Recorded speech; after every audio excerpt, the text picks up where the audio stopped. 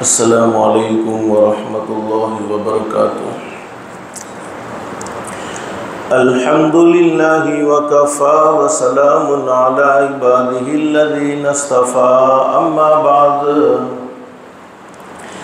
اعوذ باللہ من الشیطان الرجیم، بسم اللہ الرحمن الرحیم۔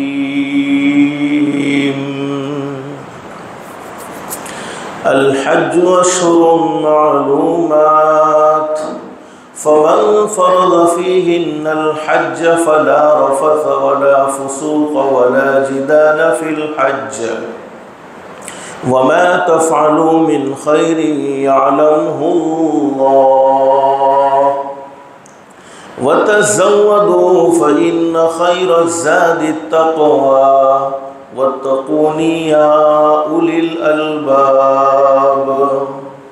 وقال اللہ تبارک وتعالی، ان اول بیت وضع للناس للذی ببکۃ مبارکا وہدی للعالمین، فیہ آیات بینات مقام ابراہیم، ومن دخلہ کان آمنا، وَلِلَّهِ عَلَى النَّاسِ حِجُّ الْبَيْتِ مَنِ اسْتَطَاعَ إِلَيْهِ سَبِيلًا، وَمَنْ كَفَرَ فَإِنَّ اللَّهَ غَنِيٌّ عَنِ الْعَالَمِينَ۔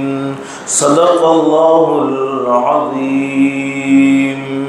رب اشرح لي صدری ويسر لي أمری، واحلل عقدة من لسانی يفقهوا قولی۔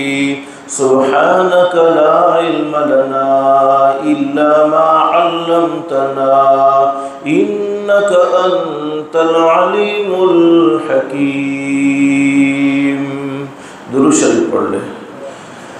اللهم صل على محمد وعلى آل محمد، كما صليت على إبراهيم وعلى آل إبراهيم إنك حميد مجيد۔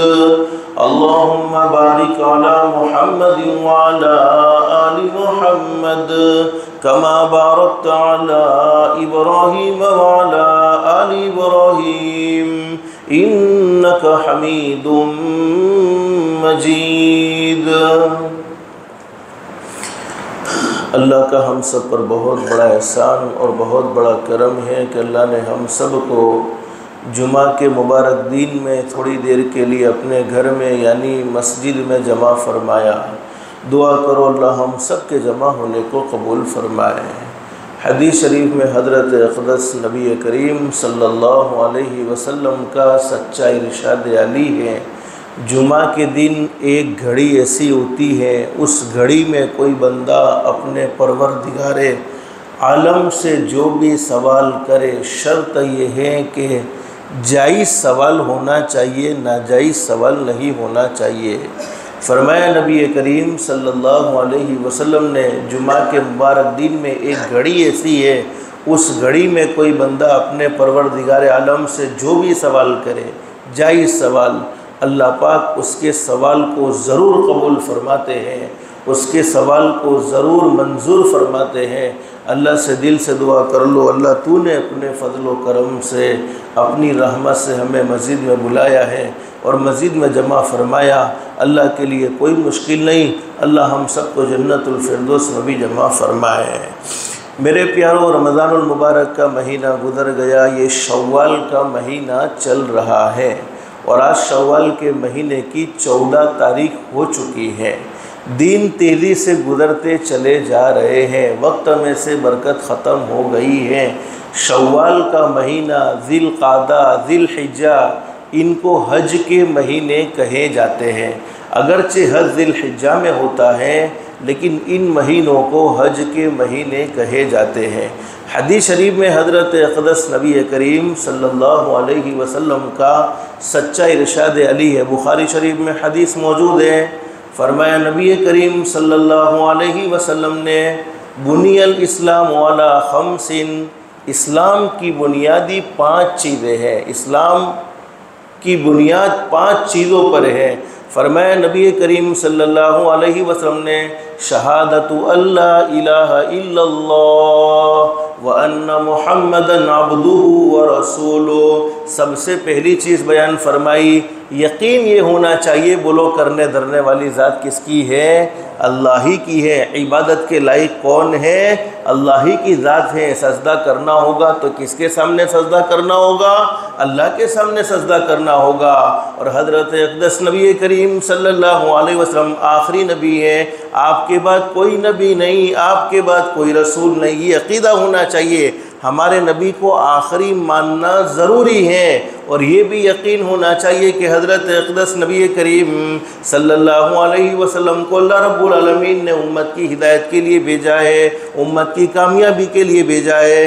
اگر زندگی میں سکون و اطمینان چاہتے ہیں، زندگی میں کامیابی چاہتے ہیں، تو حضرت نبی کریم صلی اللہ علیہ وسلم نے ہمیں جیسی زندگی گزارنے کو کہا ہے ویسی ہی زندگی گزارنی ہوگی، جس کو ہم اپنی زبان میں کہتے ہیں ہمارے آقا کے طریقوں میں 100% کامیابی ہے، اور حضرت اقدس نبی کریم صلی اللہ علیہ وسلم کے طریقے کو چھوڑ کر زندگی گزارنے پر 100% ناکامی ہے۔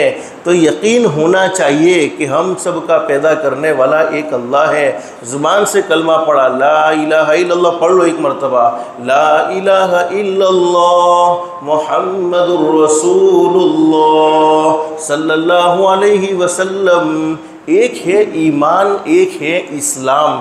ایمان دل میں ہوتا ہے، اس لیے کہ عقیدہ دل میں ہے، یقین دل میں ہے، اور اسلام بدن پر ظاہر ہوتا ہے۔ آدمی جب مسلمان ہوتا ہے تو مسلمان کس کو کہتے ہیں؟ اس کی زندگی میں نمازیں ہیں، اس کی زندگی میں سچائی ہے، اس کی زندگی میں اللہ کے احکام ہیں، اس کی زندگی میں حضرت نبی کریم صلی اللہ علیہ وسلم کی مبارک سنتیں ہیں۔ تو حدیث شریف میں بیان فرمایا اسلام کی بنیاد بولو کتنی چیزوں پر ہے؟ 5 چیزوں کو اہمیت کے ساتھ بیان فرمایا ہے۔ ویسے تو بہت ساری چیزیں ہیں، لیکن ان 5 چیزوں میں ساری چیزیں آ جاتی ہیں۔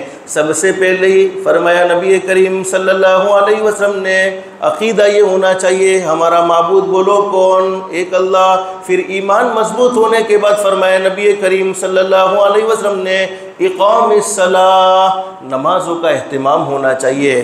نمازوں کو رمضان المبارک کے مہینے میں ادا کیا تو رمضان کا مہینہ جانے کے بعد مسجد ویران نہیں ہونی چاہیے، بلکہ مسجد اور زیادہ آباد ہونی چاہیے۔ نمازوں کو جمعہ کے ساتھ خاص نہیں کرنا چاہیے۔ حدیث شریف میں فرمایا نبی کریم صلی اللہ علیہ وسلم نے مسجدیں دعائیں بھی دیتی ہیں اور بد دعائیں بھی کرتی ہیں۔ حدیث شریف میں موجود ہے عالی شان مسجد کا بنا لینا کوئی کمال کی بات نہیں ہے، بلکہ مسجدوں کو آباد کرنا یہ کمال کی بات ہے۔ اس لیے بہت اچھی بات کہی ہے، مسجد تو بنا لی پل بھر میں ایمان کی حرارت والوں نے، من اپنا پرانا پاپی ہے برسوں میں نمازی بن نہ سکا۔ بہت سے لوگ ایسے ہیں جو بالکل مسجد کے قریب رہتے ہیں، لیکن ان کے قدم بولو مسجد کی طرف اٹھتے نہیں ہیں۔ یہ قدم اٹھتے نہیں ہیں۔ ہم یوں سمجھتے ہیں ہم مسجد میں جاتے نہیں، لیکن میرے پیارو حقیقت یہ ہے ہمارا پیدا کرنے والا اللہ ہمیں بلاتا نہیں۔ ہم کون سے ہوتے ہیں مسجد سے دور ہونے والے؟ بلکہ زندگی میں اللہ کو ناراض کرنے والا کوئی کام ایسا ہوا ہے جس کے نتیجے میں ہمارے رب نے ہم سے سجدے کی توفیق کو چھین لیا ہے۔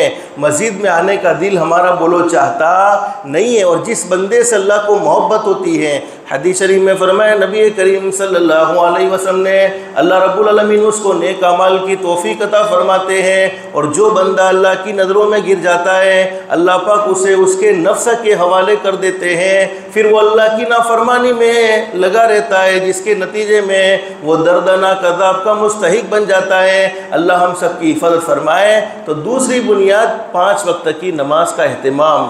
تیسرا فرمایا نبی کریم صلی اللہ علیہ وسلم نے رمضان کے روزے، نمازیں دین میں 5 مرتبہ فرض ہیں۔ جب آدمی بالغ ہو جاتا ہے، جوان ہو جاتا ہے، تو اس کے ذمے نمازیں ضروری ہو جاتی ہیں۔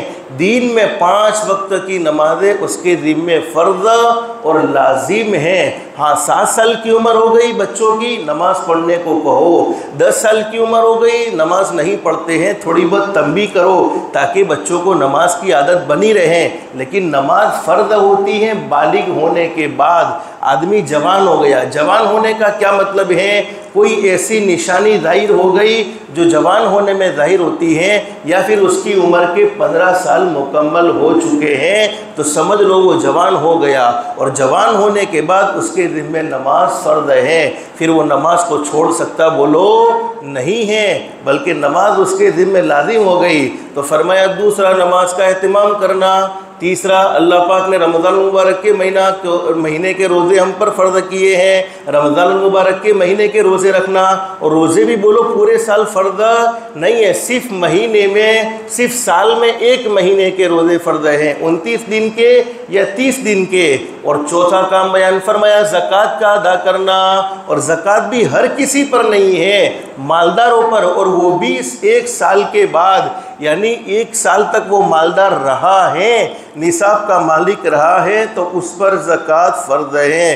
لیکن آج مجھے چونکہ حج کے ایام چل رہے ہیں اس لیے 5ویں بات آپ کے سامنے ذکر کرنی ہے۔ اللہ ہم سب کو عمل کی توفیق نصیب فرمائے، اللہ ہم سب کو دین اسلام سے محبت نصیب فرمائے اور اسلامی زندگی ہماری بنائے، اور اللہ پاک ہمارے ایمان کو مضبوط فرمائے۔ 5ویں بات بیان فرمائی نبی کریم صلی اللہ علیہ وسلم نے، جس کو اللہ رب العالمین نے مال عطا فرمایا ہے، تندرستی عطا فرمائی ہے، اور وہ مکۃ المکرمہ جانے کی طاقت رکھتا ہے تو اس کے ذمے حج فرض ہے۔ 1 مرتبہ پوری زندگی میں 1 مرتبہ حج فرض کیا گیا ہے، اور قرآن کریم میں اللہ رب العالمین فرماتے ہیں وَلِلَّهِ عَلَى النَّاسِ حِجُّ الْبَيْتِ مَنِ اسْتَطَاعَ إِلَيْهِ سَبِيلًا وَمَنْ كَفَرَ فَإِنَّ اللَّهَ غَنِيٌّ عَنِ الْعَالَمِينَ۔ اللہ سے دل سے دعا کر لو اللہ ہم سب کو حج کی سعادت نصیب فرمائے۔ ہمارے دل میں یہ تمنا تو ہوتی ہے کہ اللہ ایک نہ ایک مرتبہ ہمیں بیت اللہ کی حاضری بولو نصیب فرما دے، اللہ ہمیں بیت اللہ ضرور پہنچائے، اور بولو اللہ کے لیے کوئی مشکل نہیں ہے۔ اگر دل میں سچی تمنا ہوتی ہے، دل میں سچی طلب ہوتی ہے تو طلب والوں کو تو اللہ پاک ضرور عطا فرماتے ہیں۔ حضرت شیخ سعدی رحمۃ اللہ علیہ بڑے زبردست ولی کامل گزرے ہیں، اللہ نے تقوی اور پرہیزگاری میں بڑا اونچا مقام اور مرتبہ دیا تھا۔ حضرت شیخ سعدی رحمۃ اللہ علیہ کی فارسی زبان میں کتابیں مدرسے میں پڑھائی جاتی ہے۔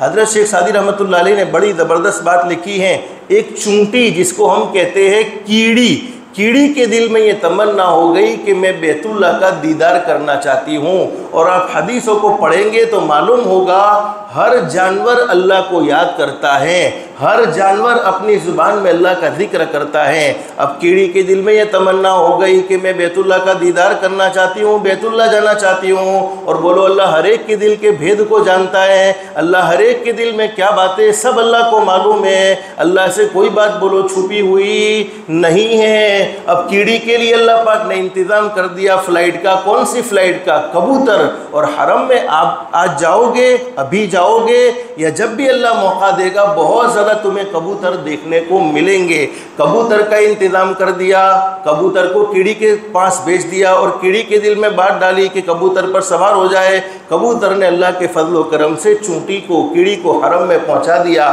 تو جب ایک کیڑی کے دل کی تمنا اللہ پوری کرتا ہے تو کیا ہم انسانوں کی تمنا پوری نہیں کرے گا؟ شرط یہ ہے کہ سچی طلب دل میں ہونی چاہیے۔ سچی طلب جن کو ہوتی ہے، ہم نے اپنی زندگی میں بہت سے مالداروں کو دیکھا ہے، پوری دنیا میں گھومے ہیں، اللہ نے انہیں بڑا زبردست مال عطا فرمایا تھا، بڑی زبردست دولت سے مالا مال فرمایا تھا، پوری زندگی عیش و عشرت میں گزری ہیں، کبھی ان کو مالی لائن سے بولو کوئی پریشانی کا سامنا کرنا نہیں پڑا۔ اتنا اللہ نے مال دیا، دنیا کے کونے کونے میں جانے کا موقع بھی مل گیا ہوگا، لیکن بہت سے لوگ ایسے ہیں جن کو بیت اللہ جانا نصیب نہ ہوا، بلکہ ایسے ہی دنیا سے رخصت ہو گئے۔ اور کئی غریب لوگ ہم نے ایسے بھی دیکھے ہیں جن کے پاس تھا تو کچھ نہیں، بیچارے مزدوری کرتے تھے، دین بھر کچھ کماتے تھے، پھر اسی سے کھاتے تھے، لیکن اللہ نے مقدر چمکایا ہوا تھا، کئی مرتبہ اللہ نے انہیں بیت اللہ کی حاضری نصیب فرما دی۔ تو اللہ کے گھر میں وہی جاتا ہے جس سے اللہ بولو محبت کرتے ہیں۔ اور حج علماء نے لکھا ہے کہ عاشقانہ عبادتیں ہیں، والہانہ عبادت ہیں۔ جب ہمیں کسی سے محبت ہوتی ہے تو بولو اس کے گھر کے چکر کاٹنے کو دل چاہتا ہے کہ نہیں چاہتا ہے؟ اس کے خاطر بھوکا بھی رہتے ہیں، اس کے خاطر ہم جو چاہے کر لیتے ہیں۔ اللہ ہمیں نمازیں پڑھوا کر اپنے گھر کی طرف بلاتا ہے، پھر رمضان کے روزے رکھوائے۔ اب رمضان کا روزہ گزر جانے کے بعد اللہ پاک نے ہم پر حج فرض کر دیا۔ جن کو اللہ نے طاقت دی، وسعت دی، مکہ المکرمہ پہنچ سکتے ہیں اور وہاں کا پورا خرچہ ادا کرنے کی ان کے پاس طاقت ہے تو ان پر حج فرض ہے۔ البتہ یہ مسئلہ یاد رکھیں کہ عورت اکیلے حج کا سفر نہیں کر سکتی ہے، اگرچہ وہ مالدار ہیں، اگرچہ وہ تندرست ہیں، بغیر محرم کے عورت کے لیے سفر کرنا بولو حج کا جائز نہیں ہے۔ ہاں اللہ کہیں گے میری بندی تیرے ساتھ کوئی محرم نہیں ہے، تو اپنے مقام پر رہے گی، حج کے لیے نہیں آئے گی، یہ تیرے لیے بڑا اجر ہے، یہ تیرے لیے بڑا ثواب ہے۔ قرآن کریم میں موجود ہے وَلِلَّهِ عَلَى النَّاسِ حِجُّ الْبَيْتِ مَنِ اسْتَطَاعَ إِلَيْهِ سَبِيلًا۔ حضرت ابو ہریرہ رضی اللہ عنہ فرماتے ہیں نبی کریم صلی اللہ علیہ وسلم ایک مرتبہ تشریف فرمائے، صحابہ کرام کے درمیان میں حضرت اقدس نبی کریم صلی اللہ علیہ وسلم نے خطبہ ارشاد فرمایا، اور خطبے میں ہمارے آقا حضرت محمد الرسول اللہ صلی اللہ علیہ وسلم نے فرمایا سن لو میرے صحابہ کرام، تم پر حج فرض کر دیا گیا ہے، یعنی جن کو اللہ نے وسعت دے رکھی ہے، جن کو اللہ نے طاقت دے رکھی ہے، جن کو اللہ نے تندرستی عطا فرمائی ہے، تم پر حج فرض کر دیا گیا ہے، لہذا اس کو ادا کرنے کی فکر کرو پہلی فرصت میں۔ یہ مت سوچو کہ فلانی عمر میں اللہ کے گھر کا دیدار کر لوں گا، فلانی عمر میں حج کا سفر کر لوں گا۔ میرے پیارو زندگی کا بولو کوئی بھروسہ نہیں ہے، پتہ نہیں زندگی کا چراغ کب بجھ جائے، تو پہلی فرصت میں۔ اور یہ حج ایسی عبادت ہے جو جوانی میں کرنے میں زیادہ مزہ ہے، جب بدن کمزور ہونے لگے، جسم کمزور ہونے لگے، پھر بوجھ بھی بہت زیادہ ہوتا ہے۔ جب اللہ نے طاقت وسعت دے رکھی ہے، تندرستی دے رکھی ہے، اسی زمانے میں حج کو ادا کر لینا چاہیے، لہذا اس کو ادا کرنے کی فکر کرو۔ ایک صحابی حضرت نبی کریم صلی اللہ علیہ وسلم سے پوچھنے لگے، کھڑے ہو گئے، میرے محبوب کیا حج ہر سال فرض ہے؟ یعنی حج کو ہر سال ادا کرنا ہے؟ حج ہر سال حج کرنا فرض کر دیا گیا ہے۔ حضرت نبی کریم صلی اللہ علیہ وسلم نے جواب نہیں دیا بلکہ خاموشی اختیار کر لی، اور آپ نے کوئی جواب نہیں دیا، یہاں تک کہ صحابی نے دوسری مرتبہ بھی یہی سوال کر لیا، میرے محبوب کیا اللہ رب العالمین نے حج ہر سال فرض کر دیا ہے؟ صحابی کے اس سوال پر ہمارے نبی خاموش رہے، جواب نہیں دیا، یہاں تک کہ حضرت نبی کریم صلی اللہ علیہ وسلم کے سامنے صحابی نے تیسری مرتبہ بھی یہی بات پوچھی، اللہ کے نبی بتلائیے تو صحیح کیا حج اللہ نے ہر سال فرض کر دیا ہے؟ ہمارے نبی حضرت محمد رسول اللہ صلی اللہ علیہ وسلم کے چہرے مبارک کا رنگ بدل گیا، اور ہمارے نبی نے ناگواری کا، ناراضگی کا اظہار فرمایا، اور فرمایا کہ اگر میں تمہارے سوال کے جواب میں ہاں کہہ دیتا تو اللہ رب العالمین حج کو ہر سال بولو فرض کر دیتے، اس لیے کہ ہمارے نبی کبھی اپنی مرضی سے بولتے نہیں ہے، ہمارے نبی زمین پر جو بولتے ہیں اللہ آسمانوں پر وہ فیصلہ کر دیتے ہیں۔ اگر حج ہر سال فرض ہو گیا ہوتا تو بولو غریبوں کے لیے مشکل ہوتا کہ نہیں ہوتا؟ ضرور مشکل ہوتا۔ ہمارے نبی نے آگے کیا فرمایا؟ تمہارے اس سوال کے جواب میں ہاں کہہ دیتا کہ حج ہر سال کرنا فرض ہو گیا ہے تو اللہ رب العالمین اسے فرض کر دیتے، اور تم اس کو ادا کرنے کی بولو طاقت نہ رکھتے۔ اس کے بعد حضرت نبی کریم صلی اللہ علیہ وسلم نے صحابہ کرام کے درمیان میں ہدایت فرمائی کہ کسی معاملے میں جب میں خود تم کو کوئی حکم نہ دوں، مجھ سے حکم لینے اور سوال کر کے اپنی پابندیوں میں اضافہ کرنے کی کوشش نہ کرو۔ بہت سے لوگ کہتے ہیں نا ایسا کیوں، شریعت میں ایسا کیوں؟ تو کیوں کا بولو کوئی جواب ہوتا نہیں ہے، بس ایسا کیوں اللہ نے حکم دیا ہے، حضرت نبی کریم صلی اللہ علیہ وسلم نے حکم دیا ہے۔ اور آگے ہمارے نبی نے کیا بات بیان فرمائی، تم سے پہلی امتوں کے لوگ اس لیے تباہ ہو گئے، اس لیے برباد ہو گئے کہ انہوں نے اپنے نبیوں سے سوالات بہت کیے تھے، اپنے نبیوں سے بہت زیادہ سوال پوچھتے تھے، بہت زیادہ سوالات کرتے تھے، پھر نبی کی باتوں کو بولو مانتے نہیں تھے، ان کے احکام کی خلاف ورزی کرتے تھے۔ اور فرمایا نبی کریم صلی اللہ علیہ وسلم نے، لہذا میری ہدایت تم کو یہ ہے کہ جب تک میں تم کو کسی چیز کا حکم نہ دوں وہاں تک تم کسی کام کو نہ کرو، اور جب میں حکم دے دوں تو اس کو پورا کرو، جب حکم مل جائے میری طرف سے تو اس کو پورا کرو، اور جب میں کسی کام کو منع کر دوں تو اس کو چھوڑ دو۔ اور صحابہ کرام نے اس بات پر تو بولو اعلیٰ درجے کا عمل کیا ہے۔ حضرت نبی کریم صلی اللہ علیہ وسلم نے جیسا کہا ویسا ہی صحابہ نے کیا ہے۔ بہرحال مجھے حج کے بارے میں ذکر کرنا ہے کہ اللہ پاک نے حج ہم پر فرض کیا ہے، وہ بھی زندگی میں ایک مرتبہ، جس کے پاس وسعت ہے، جس کے پاس طاقت ہے۔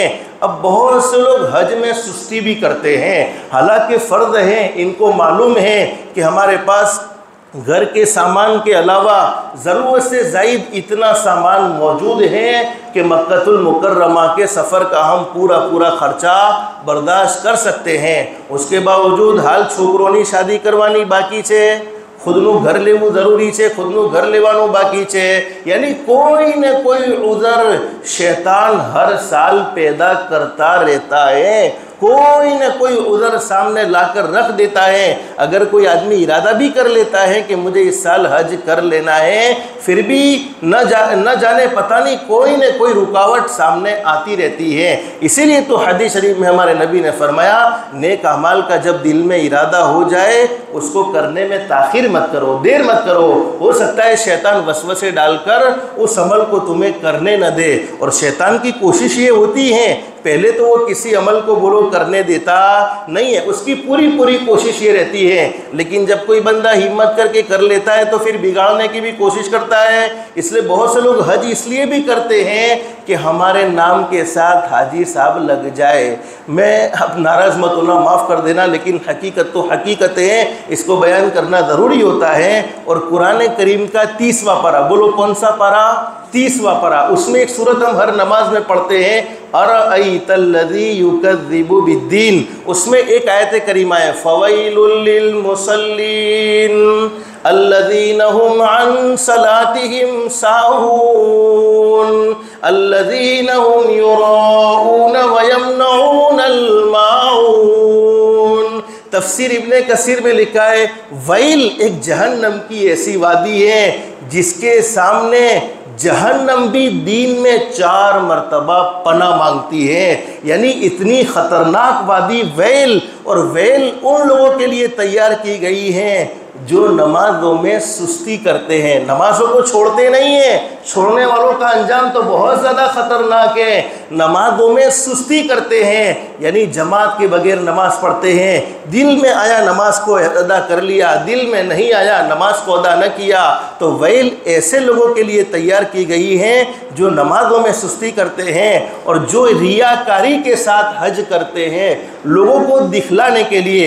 اتنا لمبا چوڑا خرچ ہوتا ہے تو پھر بولو میرے پیارو کس کے لیے کرنا چاہیے؟ اللہ کے لیے کرنا چاہیے۔ اور حدیث شریف میں فرمایا نبی کریم صلی اللہ علیہ وسلم نے جس کا حج اللہ کی بارگاہ میں قبول ہو گیا، اللہ کی بارگاہ میں منظور ہو گیا، وہ گناہوں سے ایسا پاک اور صاف ہو جاتا ہے جیسا کہ اس کی ماں نے اس کو آج ہی جنا ہو۔ اور حدیث شریف میں فرمایا نبی کریم صلی اللہ علیہ وسلم نے میرے امتیو حج کرو مالدار ہو جاؤ گے۔ لوگ کہتے ہیں بھائی حج کروں گا میرا مال ختم ہو جائے گا، بزنس میں نقصان ہوگا، بیٹیوں کی شادی کرنی ہے، پھر اماؤنٹ کہاں سے لاؤں گا؟ یہ علماء سے پوچھو، صحیح حدیث میں ہے حج کرو گے اللہ تمہیں مالدار بنا دے گا، اور سفر کرو گے تندرست رہو گے، صحت مند رہو گے۔ تو سفر بغیر ضرورت کے تو نہیں کرنا ہے، لیکن ضرورت ہے سفر کرو گے تندرست رہو گے اور حج کرو گے اللہ پاک تمہیں مالدار بنا دے گا۔ ہمارے نبی کی باتوں میں بولو کوئی شک ہو سکتا نہیں ہے۔ تو یہ ویل ریاکار لوگوں کے لیے، اور یہاں تک لکھا ہے امت کے ریاکار علماء کے لیے بھی یہ ویل تیار کی گئی ہیں، جنہوں نے ریاکاری کے ساتھ کوئی عمل کیا، یعنی اللہ مقصود نہیں تھا بلکہ دنیا والوں کی واہوائیت مقصود تھی، تو پھر ہوتا کیا ہے؟ ویل اس کے لیے جہنم ہے۔ اللہ ہم سب کی حفاظت فرمائے۔ اور حدیث شریف میں ہے کہ کل قیامت میں اعلان ہوگا، جس نے جو عمل جس کے لیے کیا ہے اسی سے بدلہ لے لے۔ میرے پیارو، آخرت میں کون کام آ سکتا ہے؟ اس لیے کوشش یہ کرنی چاہیے، ہاں عمل کرنے سے پہلے اپنی نیت کو ٹٹول لینا چاہیے، میں کس لیے کر رہا ہوں۔ جب عمل کرنے سے پہلے نیت ہماری درست ہے، پھر عمل ہو جانے کے بعد تو شیطان ہزاروں خیالات ڈال سکتا ہے، اس پر اللہ کی طرف سے بولو کوئی پکڑ نہیں ہے۔ ایک خان صاحب حج کے لیے گئے، اب حج کر کے واپس آئے، اور خان صاحب کا مزاج یہ تھا کہ آج کل وہ ادھاری کا بڑا زبردست معاملہ ہے، کسی کو ادھار دے دیا جائے نا تو اس سے پیسے وصول کرنا ہو تو آنکھوں میں پانی آ جاتا ہے، اور جب محبت سے کہہ بھی دیا جائے بھئی تم نے فلانے دن ادھار لیا تھا، اب دو گے، کب دو گے؟ اس جنم میں دو گے یا آئندہ جنم میں دو گے؟ گھام چھوڑیے نہ ہی جوانوں چھو، تمہارا پیسہ نہیں، آپ کو بھروسہ نہیں، حالانکہ وہ کم بخت کے پاس موجود ہے، وہ قرضہ ادا کرنے کی طاقت رکھتا ہے، اس کے باوجود دنیا کی محبت میں سامنے والے کو پریشان کرتا ہے، تنگ کرتا ہے۔ اور حدیث شریف میں حضرت اقدس نبی کریم صلی اللہ علیہ وسلم نے سخت سے سخت وعید ذکر فرمائی ہے، بلکہ ہمارے آقا تو بولو رحمت للعالمین تھے، امت کا دکھ بولو آپ کو برداشت نہیں تھا، امت کی تکلیف آپ کو برداشت نہیں تھی، لیکن جب کوئی آدمی حضرت نبی کریم صلی اللہ علیہ وسلم کے سامنے کسی آدمی کا جنازہ لایا جاتا، ہمارے نبی صحابہ کرام سے پوچھتے یہ دنیا سے جا رہا ہے، اس پر قرضہ ہے، دیوا ہے؟ صحابہ کہتے ہاں اللہ کے نبی اس پر دیوا ہے، ادا کرنے کے لیے اس نے کوئی رقم چھوڑی ہے؟ اگر رقم چھوڑی ہے تو اس سے ادا کر دیا جاتا تھا۔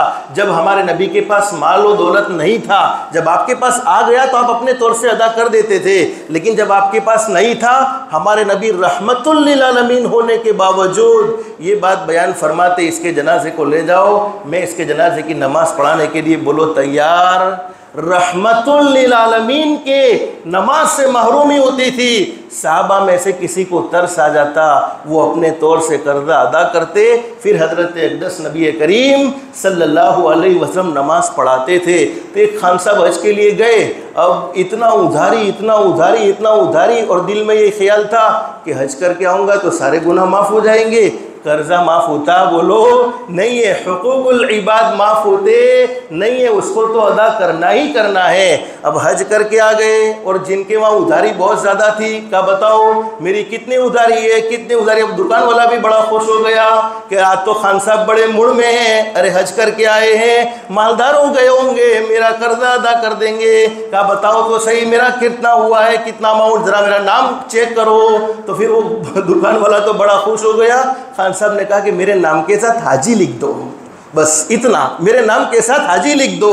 یعنی میں بتلانا یہ چاہتا ہوں کہ حج کرنا ہو تو بولو کس کے لیے کرنا چاہیے۔ آج تک کسی صحابی کے ساتھ، ہاں اللہ کی طرف سے اگر کوئی لقب دیتا ہے تو اس کا بولو کوئی انکار نہیں ہے، لیکن ہمارے دل میں یہ چاہت نہیں ہونی چاہیے۔ ہم نے تو بہت سی مرتبہ، آپ کے یہاں تو سب فرشتے رہتے ہیں، ورنہ ہم نے تو بہت سی مرتبہ دیکھا ہے جس نے حج کیا ہو اور اس کو بغیر حاجی کے بلایا ہو تب بھی وہ بڑا ناراض ہو جاتا ہے، بڑا خفا ہو جاتا ہے۔ بہرحال حج کرنا ہے کس کے لیے؟ اللہ کے لیے۔ بدلہ کس سے لینا ہے؟ اللہ کی ذات سے لینا ہے، اور اللہ اپنے خزانے سے جو بدلہ دے دنیا والوں کے پاس بولو وہ طاقت نہیں ہے۔ تو حدیث شریف میں فرمایا نبی کریم صلی اللہ علیہ وسلم نے حج میں بالکل بھی سستی نہ کرو، اللہ نے تندرستی دی ہے، اللہ نے مال و دولت عطا فرمایا ہے، اس کو ادا کرنے کا اہتمام کرو۔ حضرت نبی کریم صلی اللہ علیہ وسلم نے فرمایا جس کے پاس سفر حج کا ضروری سامان ہو اور اس کی سواری میسر ہو، یعنی اس کے پاس ٹکٹ کا خرچہ موجود ہو جو بیت اللہ تک اس کو پہنچا سکے، پھر وہ حج نہ کرے، تو حضرت اقدس نبی کریم صلی اللہ علیہ وسلم کے الفاظ کتنے سخت ہیں، کوئی فرق نہیں پڑتا ہے کہ وہ یہودی ہو کر مرے یا نصرانی ہو کر مرے، یعنی اس کا میرے دین اسلام سے بولو کوئی تعلق نہیں، میری ذات سے۔ یعنی ہمارے نبی اس کے امتی ہونے کا انکار کر دیتے ہیں، وہ میری امت میں سے بولو نہیں ہے، اس کی مرضی ہے وہ یہودی ہو کر مر جائے یا نصرانی ہو کر مر جائے۔ پھر فرمایا نبی کریم صلی اللہ علیہ وسلم نے فرمایا اس لیے کہ اللہ رب العالمین کا ارشاد ہے اللہ کے لیے بیت اللہ کا حج فرض ہے ان لوگوں پر جو بیت اللہ جانے کی طاقت رکھتے ہو۔ اس حدیث میں ان لوگوں کے لیے بڑی سخت وعیدیں ہیں جو حج کرنے کی طاقت رکھنے کے باوجود حج نہ کرے۔ فرمایا گیا کہ اس کا اس حال میں مرنا اور یہودی یا نصرانی ہو کر مرنا گویا برابر ہے۔ معاذ اللہ، اللہ ہم سب کی حفاظت فرمائے۔ یہ اس طرح کی وعید ہے جس طرح کے نماز چھوڑنے پر قرآن کریم میں موجود ہیں۔ اقیم الصلاۃ ولا تکونوا من المشرکین، جس سے معلوم ہوتا ہے ترک صلاۃ یعنی نماز کا چھوڑ دینا مشرکوں والا عمل ہے، مشرکین والا عمل ہے۔ حج فرض ہونے کے باوجود حج نہ کرنے والوں کو مشرکین کے بجائے یہود و نصارہ سے تشبیہ دینے کا راز یہ ہے، یعنی یہود و نصارہ سے کیوں تشبیہ دی؟ اس لیے کہ حج نہ کرنا یہود و نصارہ کی خصوصیت تھی، کیونکہ مشرکین عرب حج کیا کرتے تھے لیکن وہ نماز نہیں پڑھتے تھے، اس لیے ترک نماز یعنی نماز کا چھوڑنا مشرکوں والا عمل کرتا ہے اور حج کا چھوڑ دینا یہود و نصارہ والا عمل ہے۔ تو اللہ پاک نے طاقت دی ہے، وسعت دی ہے، بہت جلدی فکر کریں گے حج کرنے کی اور اپنے حج کو اللہ کی بارگاہ میں بولو منظور بھی کروائیں گے۔ قبول کرنے والی ذات کس کی ہے؟ اللہ ہی کی ہے۔ علماء نے لکھا ہے کہ کچھ لوگ حج کے لیے گئے اور جوان بھی تھے، ایک بوڑھے میاں تھے۔ بوڑھوں پر اللہ کو بڑا ترس آتا ہے، بوڑھوں پر اللہ کو بڑا رحم آتا ہے، اور صحیح حدیث میں ہے کہ بوڑھے اللہ کے سامنے ہاتھ پھیلا دیتے ہیں، اللہ پاک ان کے ہاتھ کو بولو خالی کرتا نہیں ہے، خالی لوٹاتا نہیں ہے، جن کی سفید داڑیاں آ چکی ہے۔ اب وہ جوانوں نے بوڑھے کا مزاق کیا، کیا مزاق کیا؟ خود چٹھی بنائی، حج میں جانے کے بعد دیکھو اللہ نے ہمیں چٹھی دی ہے اور تم تو سوئے تھے، ہم تو اللہ سے اپنا حج قبول کروا کے آئے ہیں اور یہ چٹھی اللہ کی طرف سے آئی ہے، اللہ نے ہمیں اس چٹھی میں لکھ کر دیا ہے کہ ہمارا حج قبول ہو گیا۔ اب بوڑھے میاں تو بڑے تڑپ گئے، تم تو جوان ہو، بار بار آتے رہو گے، میں تو بوڑھا ہو گیا ہوں، کمزور ہو گیا ہوں، مجھے بار بار آنے کی کہاں فرصت ملے گی؟ بس بیت اللہ میں آئے، اللہ کے سامنے اتنا روئے اے اللہ تو نے ہمارے ساتھ آنے والے جوانوں کے حج کو تو قبول کر لیا ہے اور انہیں تو نے چٹھی دے دی ہے، اللہ تو مجھے بھی چٹھی دے دے اور میرے حج کو بھی منظور کرنے کی، تو مجھے میرا بھی حج منظور ہو گیا ہے، اس کا تو مجھے پروف دے دے۔ اللہ کی طرف سے آسمان سے پرچی اتری اور وہ اللہ کی طرف سے چٹھی تھی، حالانکہ جوانوں نے تو بوڑھے کا مذاق کیا تھا، اب وہ چٹھی اللہ کی طرف سے ہونے کی علامت یہ تھی کہ جہاں بھی اس کو گھمایا جاتا تھا الفاظ اس کے درست نظر آتے تھے، یعنی صحیح نظر آتے تھے۔ بوڑھے میاں نے جوانوں کو آ کر بتایا دیکھو اللہ سے میں بھی حج قبول کروا کے آیا ہوں، تو اللہ سے سچے دل سے مانگا جاتا ہے تو بولو اللہ پاک ضرور منظور فرماتے ہیں۔ تو دل میں یہ تمنا بھی ہونی چاہیے، یہ آرزو بھی ہونی چاہیے کہ اللہ ہمیں بیت اللہ کی حاضری نصیب فرمائے، اور اس کے لیے اسباب کے طور پر دعائیں بھی کرنی چاہیے۔ اگر طاقت نہیں ہے، طاقت ہے تو پہلی فرصت میں حج کی تیاری کریں گے انشاءاللہ، باقی باتیں رہ گئی، زندگی رہی تو انشاءاللہ اس کو آئندہ ذکر کریں گے۔ اللہ سے دل سے دعا کر لو اللہ ہم سب کو 5 وقت کی نماز کا بھی اہتمام کی توفیق نصیب فرمائے۔ بہت سے لوگ حج میں جانے کی بڑی تیاری میں رہتے ہیں، حالانکہ حج تو زندگی میں ایک مرتبہ فرض ہے اور وہ بھی چارجیبل ہیں اور نمازیں فری ہیں، اس کے باوجود ان کے قدم فجر کی نماز میں مسجد کی طرف بولو نہیں اڑتے ہیں۔ تاج سے ہم سب طے کریں گے، نمازوں کا بھی خاص طور پر اہتمام کریں گے انشاءاللہ۔ اللہ ہم سب کو 5 وقت کی نماز کا اہتمام کی بھی توفیق نصیب فرمائے۔ اللہ پاک ہم سب کی دنیا بھی بہتر سے بہتر بنائے، آخرت بھی بہتر سے بہتر بنائے۔ اللہ کے احکام کے مطابق حضرت نبی کریم صلی اللہ علیہ وسلم کے طریقے کے مطابق زندگی گزارنے کی توفیق و سعادت نصیب فرمائے۔ اللہ پاک ہم سب کو کہنے سننے سے زیادہ اخلاص، استخلاص اور استقامت کے ساتھ عمل کی توفیق نصیب فرمائے۔ آمین یا رب العالمین۔ وآخر دعوانا الحمدللہ رب العالمین۔ جن کی سنتیں باقی وہ سنتیں پڑھ لے، جو سنتوں سے فارغ ہو گئے دعاؤں میں، درود شریف میں اور استغفار میں لگ جائے۔